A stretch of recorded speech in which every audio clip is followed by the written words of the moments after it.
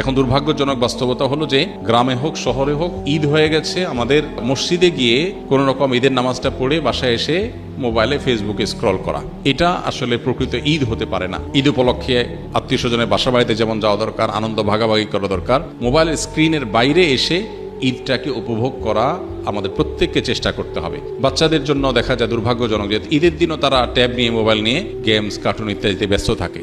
এর চেয়ে বড় দুর্ভাগ্যজনক আর হতভাগ্যজনক এখন দুর্ভাগ্যজনক বাস্তবতা হলো যে গ্রামে হোক শহরে হোক ঈদ হয়ে গেছে, আমাদের মসজিদে গিয়ে কোনো রকম ঈদের নামাজটা পড়ে বাসায় এসে মোবাইলে ফেসবুকে স্ক্রল করা, এটা আসলে প্রকৃত ঈদ হতে পারে না। ঈদ উপলক্ষে আত্মীয় স্বজনের বাসা বাড়িতে যেমন যাওয়া দরকার, আনন্দ ভাগাভাগি করা দরকার, মোবাইলের স্ক্রিনের বাইরে এসে ঈদটাকে উপভোগ করা আমাদের প্রত্যেককে চেষ্টা করতে হবে। বাচ্চাদের জন্য দেখা যায় দুর্ভাগ্যজনক যে ঈদের দিনও তারা ট্যাব নিয়ে, মোবাইল নিয়ে গেমস, কার্টুন ইত্যাদিতে ব্যস্ত থাকে।